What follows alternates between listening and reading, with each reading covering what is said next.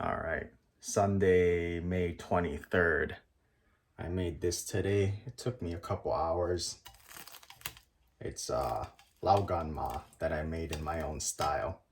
So, topic for these next 3 days actually is gonna be about risk, pain, and growth. Because I've been having some brain farts on what to talk about for the past couple of days. So, I'll cover risk for today, but the reason it's a three-part series is because they kind of overlap with each other. So, for example, that Lao Gan Ma that I made, um, what risk did I take to make it? Why am I doing it? And what are the possible outcomes of it? Well, I am trying to see if people want to buy it. So, uh, there's a lot of reason why people. Well, let me just start with risk, pain, growth. Let me start with that. People are averse to pain.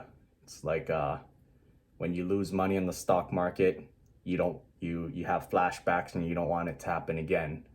But or let's say for example, if you're out in Utah or something and it's snowing and you're walking along on a lake and the ice fell through and you fell into the ice, very painful because it's cold. But it's not necessarily, the cold water isn't painful. It's the situation that you're in. Because if it was a hot day somewhere and somebody gave you a glass of ice water, it's not painful. It's actually good. So it's just yeah. Let me get back to where I was going. So risk, pain, and growth. So a lot of people are afraid of pain. So let's say if somebody had an idea that they wanted to do for a business, their their main reason, I guess, for not doing it is because they might lose money, or and that's painful obviously, or they might think that they embarrass themselves because of what other people think. So there's all types of pain, and I think that's the one thing that holds most people back. But once you kind of wrap your head around the whole idea of it's not painful, it like the things happen, but you once you can just push through it, that's when you can succeed in a diet, or you can lift a new PR for weightlifting, or you can make a product that actually works, or you can start a business, or like even things too like putting yourself out there via uh, applying for a new job or something. It's something that I think most people are afraid of, because people are afraid of change and people are afraid of pain. And usually change equals pain, because it's never a smooth transition into a new job or anything. And you're like scared, like, oh, are my coworkers gonna like me and all that stuff. And there's so many more variables. But once you become adapted to understanding that pain is a part of growing, then you'll end up being better off. It's just like it's like in the stock market too. A lot of people are afraid of losing money, like I said earlier. And yeah, that's when so they just never end up investing, because they like, I remember when I lost my first 10,000 in one day. I mean, let me back it up. You don't lose until you sell at a loss. But uh, I remember the stock market went down and I was down $10,000. I was really sad and bummed out about it, but I I've seen losses before, and I trusted the fundamentals of my decision on the company and their decision making process.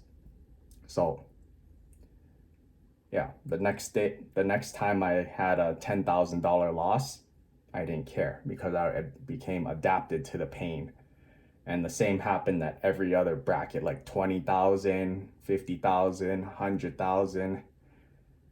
Ah, it still kind of hurts when you lose 1 million in a day, but it the first time's the worst. It's just like tattoos, for example. This was my first tattoo. It was all my tattoos I always get 2 days back to back. The first one was the dragon and the clock. It was 8 hours, 8 hours. Obviously, it hurt because it was my first time. And yeah, 16 hours. And actually, I fell asleep because you're not supposed to take caffeine when you get tattoos because it makes your blood thinner. And I was working, that was when my first restaurant opened, and I was working pretty much every day, at least 12 hours. So yeah, I fell asleep and I woke up, and then I had this tattoo. I told the guy, don't put a time on it. And now there's a time on it. So I guess falling asleep's not a good idea. Anyways, uh, then the second time, a year later, I got the flames, which was another 12 hours. And then these lilies over here, 12 plus 6 hours for the lilies. And the second time was easier because even though it's the same length of time and whatever, other than the placement on your body, the second time you're more mentally prepared because it's not your first time getting a tattoo. And then a third one, I got cranes all over here, this whole thing. And then the time after that, I got all the zeros and ones and the Wall Street Bull. Where is it? Oh, there it is. Oh, it's not, yeah. So that was 16 hours. So 16 and then 16 again. So those are all my tattoos. And back to where I started. Pain, well, maybe I don't have 3 days worth of content, but pain, growth, and risk. That's what decision making is takes up. Decision making is part of that too, is making good decisions when you weigh the risk versus the reward. A lot of the obvious decisions that there are to me are the ones that have no risk. Like if you don't like your job and you wanted to apply for a new job, like what's the risk in that your employer finds out that you applied for somebody else? What are they going to do? If you believe that you're useful, then there's no point in being scared of that, because what are the possible outcomes? Like they could be like, hey, no applying elsewhere, and then you'd be like, screw you, I'm gonna go work there or whatever, and then you actually get a raise, or they offer you a raise because you want to stay, or you just take the job and you end up in a better place. That's a kind of like a no lose situation. It's just feeling out your options. The only thing is you have to deal with change, but I think if you did it and you reflected back on it in a couple months, you would think that it was a good decision. There are other, like investing in the stock market, I would say is a good risk to reward ratio. Because your main thing is you're looking for a greater than 50% chance of, let's say, doubling your money, because it's like gambling. It's like the casino in reverse. When you go to the casino, if they have a 51% chance of winning, you're always going to lose over time on average with everyone else. So yeah, risk reward. I guess that's it for today. Just ramble a lot. We'll see if I want to talk about this some more tomorrow. All right. 20 seconds. What else to talk about? Oh, it's Sunday, so stock market's closed today.